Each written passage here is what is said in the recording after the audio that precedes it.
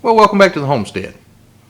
I'm in a little bit of a holding pattern still on finishing up my electrical, and while I'm waiting on the electricians to have time to get back out here to me for that, one of the things I thought I could do to kind of keep things moving forward is start working on my insulation. So originally I had looked at doing the entire house with spray foam, doing open cell foam for the whole house, the floor, the walls, and the attic. And I mentioned it in one of my videos, and a subscriber asked me about this product behind me, this Rockwool, and I had never heard of it before. So I got to looking into it, and I really kind of liked the product. It's an insulation bat that's made from ground up volcanic rock and steel slag, and it's got a comparable R value to the open cell foam. So open cell foam has an R value of 3 to 4 per inch, depending on what the mix is. And this stuff has an R value of 4 per inch, so the best open cell foam is equivalent to this. So the R values are pretty comparable. The open cell foam still is going to do a better job in sealing against air movement, because it's going to get into every nook and cranny and expand, and it's really going to hinder that air flow. But there is a drawback to it. If you get a fire in your wall cavity with that open cell foam, that fire just burns right through the open cell foam and puts out a bunch of toxic smoke. Makes it kind of hard to get your family out. Doesn't give you very much time, and it makes a pretty nasty environment.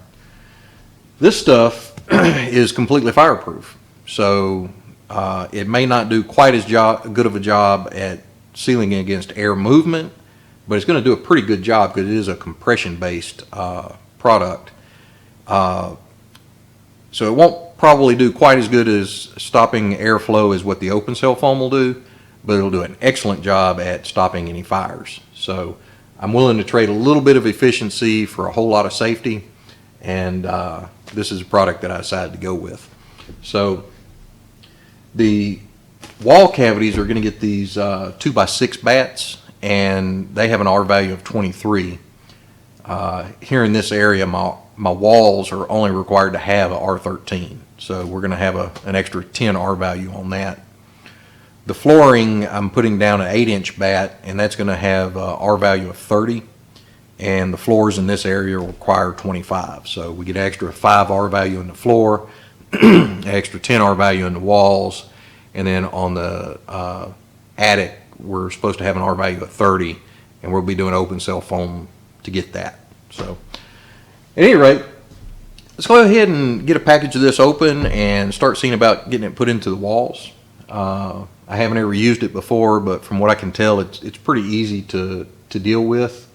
You basically just use a serrated knife to cut it, and squeeze it down, put it in the wall cavity, and it'll expand out just a little bit, and then basically hold itself in with the compression. So there's no paper back on the back of this like the pink fiberglass insulation. You don't have to staple it in place or anything like that. So let's go ahead and get it open and see about getting a few pieces of this stuff put up.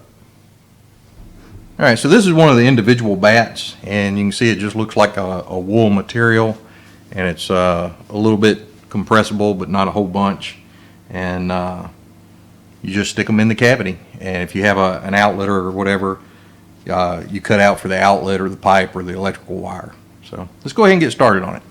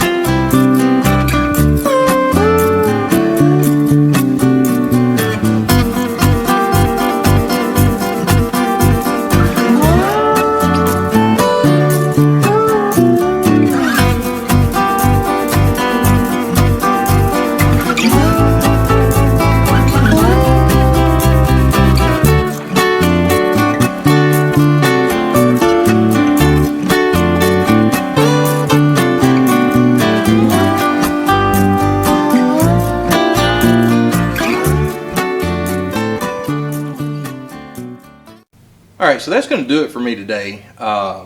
We didn't get a whole lot of it put in, but I didn't really get started on it until late afternoon anyway. So the installation of it goes pretty fast, and it's really easy to cut out around your boxes and electrical wires and stuff like that. So my first impression of it is pretty good. It's fairly easy to work with, and I think I'm going to like it. And you can see, like right here, this is one of my exterior outlets, and I had put some spray foam around it to air seal that box. So I just cut a larger opening out, and then once I've got all this installed, I'll come back to all these outlets and I'll just fill that void up with more spray foam. So we'll get a nice tight air seal from that. And the interior boxes, you're able to cut around those really good, and you're also able to get the insulation behind the box. So I feel pretty good about the insulation around my outlets. But at any rate, we got 2 walls of the bedroom done and the living room wall done for the most part. There's still some bays like right here that are kind of narrow, and this one right behind me. And I haven't done those yet because I want to try and see if I have enough insulation to do the entire project, and if I'm kind of close on it, then I may have scraps at the end that fit these voids. So we're going to do the large openings first, and then we'll work our way down on the openings until we either run out of material or we finish the project. But there's also a void at the top of the wall because these bats are 47 inches and I've got 9-foot ceiling, so there's about an extra foot above the 2 bats that I put in that I have to come back and fill in also. But like I said, we'll do that at the end of the project once we've got some scraps to use. So for now, that's going to do it, and I'll try and slip out here some nights and weekends and get it finished up, and then we'll be pressing on towards getting some contractors to come in and do the duct work for our central heat and air. So till then, y'all keep checking back.